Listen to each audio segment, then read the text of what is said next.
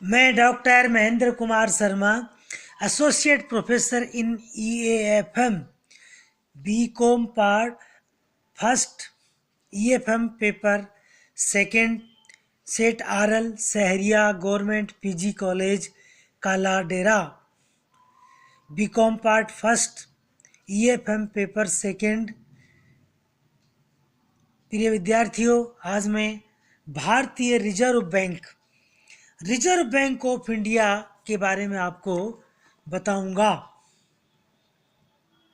सबसे पहले reserve bank of India की स्थापना कैसे किस प्रकार से की गई, या भारत में रिजर्व बैंक ऑफ इंडिया की आवश्यकता क्यों महसूस की गई।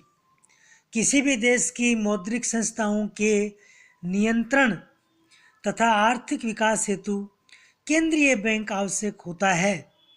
भारत के केंद्रीय बैंक की आवश्यकता 18वीं शताब्दी से अनुभव की जा रही थी।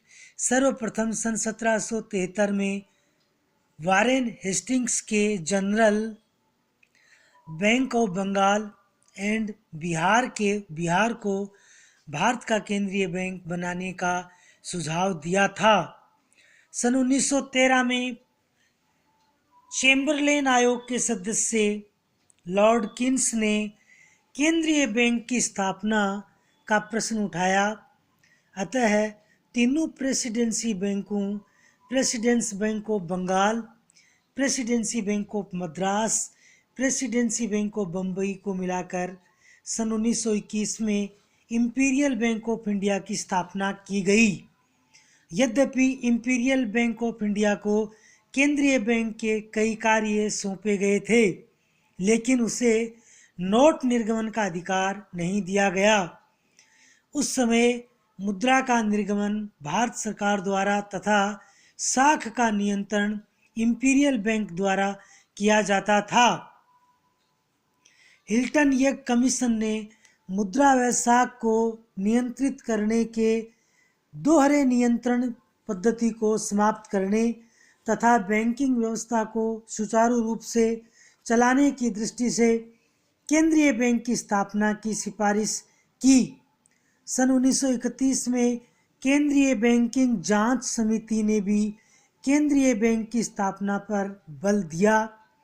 सन 1933 में गोलमेज सम्मेलन में भारत में राजनीतिक प्रभाव से मुक्त एवं केंद्रीय बैंक की स्थापना का सुझाव दिया गया। इन सभी सुझावों के फलस्वरूप भारतीय विधायिका सभा में 8 सितंबर 1933 को reserve bank of India bill प्रस्तुत किया गया, जिस पर 6 मार्च 1934 को वायसराय ने अपने हस्ताक्षर किए। इस प्रकार भारत में reserve bank of India act 1934 के अंतर्गत केंद्रीय बैंक की स्थापना की गई। भारतीय रिजर्व बैंक ने 1 अप्रैल 1935 से केंद्रीय बैंक के रूप में कार्य करना शुरू कर दिया। भारतीय रिजर्व बैंक की स्थापना के उद्देश्य व कारण क्या थे? सबसे पहला था देश में मुद्रा तथा साख का समुचित प्रबंध करना।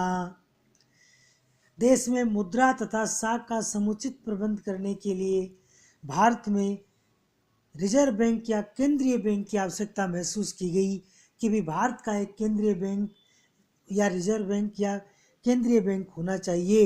दूसरा, रुपये के आंतरिक तथा बाहरी मूल्य में स्थिरता लाना, कि भाई रुपये का जो आंतरिक और बाहरी मूल्य है इसमें स्थिरता लाई जाए। तीसरा, देश के सुव्यवस्थित एवं संतुलित रूप से बैंकिंग का विकास करना, कि देश में सुव्यवस्थित और संतुलित बैंकिंग का विकास हो, इसलिए भारत में रिजर्व बैंक और केंद्रीय बैंक की आवश्यकता महसूस की गई। नेक्स्ट है फोर्थ, सुसंगठित मुद्रा बाजार का विकास करना, कि जो मनी मार्केट है मुद्रा बाजार का एक सुसंगठित हो और उस पर नियंत्रण का एक इकाई हो जो उस पर नियंत्रण करे, और रिजर्व बैंक ऑफ इंडिया जैसी एक संस्था हो जो मुद्रा बाजार पर नियमन और नियंत्रण कर सके। पांचवा, कृषि साख की समुचित व्यवस्था करना। छठा, सार्वजनिक ऋणों की व्यवस्था करना।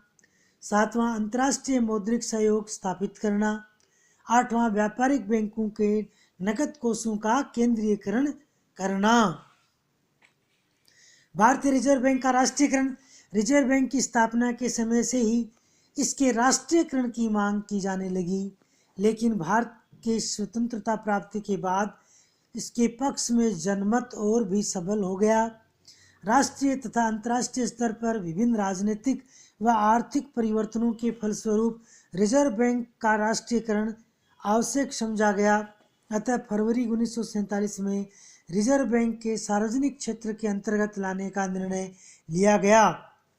तदनुसार सितंबर 1948 में भारतीय संसद में भारतीय रिजर्व बैंक सार्वजनिक स्वामित्व में स्थानांतरण अधिनियम 1948 पारित किया गया। अधिनियम के अनुसार 1 जनवरी 1949 से भारतीय रिजर्व बैंक का राष्ट्रीयकरण कर दिया गया।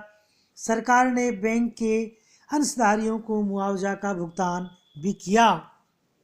भारतीय रिजर्व बैंक के कार्य। भारतीय रिजर्व बैंक देश का केंद्रीय बैंक है, अतः बैंक के समूह का कार्य करता है जो किसी केंद्रीय बैंक द्वारा किए जाने आवश्यक हैं। आरबीआई अधिनियम 1934 की प्रस्तावना के अनुसार इस बैंक का मुख्य कार्य बैंकों के नोटों के निर्गमन का नियमन करना तथा भारत में मौद्रिक स्वामित्व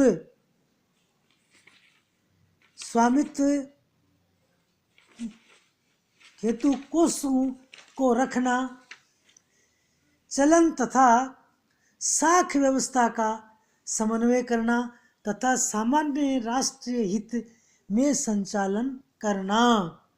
भारतीय रिजर्व बैंक के कार्य इस प्रकार से हैं। पहला, नोटों का निर्गमन करना। रिजर्व बैंक का मुख्य कार्य है नोट निर्गमन। नोट छापने का काम केवल रिजर्व बैंक ही कर सकता है। भारत के अन्य बैंक नोट छापने का कार्य नहीं कर सकते, इसलिए नोटों का निर्गमन का कार्य केवल रिजर्व बैंक ऑफ इंडिया ही करता है। दूसरा, सरकारी बैंकर के रूप में अभिकर्ता एवं सलाहकार का कार्य करना। सरकार की जितनी भी योजनाएं हैं उनको फाइनेंस का काम या सरकार का जितना भी रुपये का लेन देन का लेखा जोखा है वो रिजर्व बैंक ऑफ इंडिया करता है। इसलिए सरकारी बैंक के रूप में और सरकार और जनता के बीच में अभिकर्ता का कार्य भी करता है और सरकार को कई बार सलाह देने का कार्य भी करता है। थर्ड है, बैंकों के बैंक एवं अंतिम ऋणदाता का कार्य करना। ये बैंकों का बैंक भी होता है और अंतिम ऋणदाता भी कहलाता है। समाशोधन। नेक्स्ट है समाशोधन का कार्य करना। चेक और बिलों का समाशोधन का कार्य भी रिजर्व बैंक ऑफ इंडिया करता है। पांचवा, विदेशी विनिमय की व्यवस्था करना तथा उस पर नियंत्रण भी स्थापित करना। विदेशी विनिमय की व्यवस्था रिजर्व बैंक ऑफ इंडिया ही करता है और उस पर नियंत्रण भी स्थापित करता है। छठा, बैंकिंग प्रणाली का नियमन करना। बैंकिंग प्रणाली से संबंधित जितने भी नियम हैं उन नियमों का नियमन रिजर्व बैंक ऑफ इंडिया करता है। साख पर नियंत्रण स्थापित करना। रिजर्व बैंक ऑफ इंडिया का ये कार्य है कि साख पर नियंत्रण भी वही करता है। नेक्स्ट है रिजर्व बैंक के कार्यों का मूल्यांकन। रिजर्व बैंक की स्थापना से लेकर अब तक देश के केंद्रीय बैंक के रूप में कार्य कर रहा है। देश की बैंकिंग व्यवस्था को सुदृढ़ करने, विकास के लिए वित्त उपलब्ध करवाने एवं देश की मौद्रिक एवं साख नीति का सफल संचालन करने में रिजर्व बैंक ने महत्वपूर्ण भूमिका निभाई है।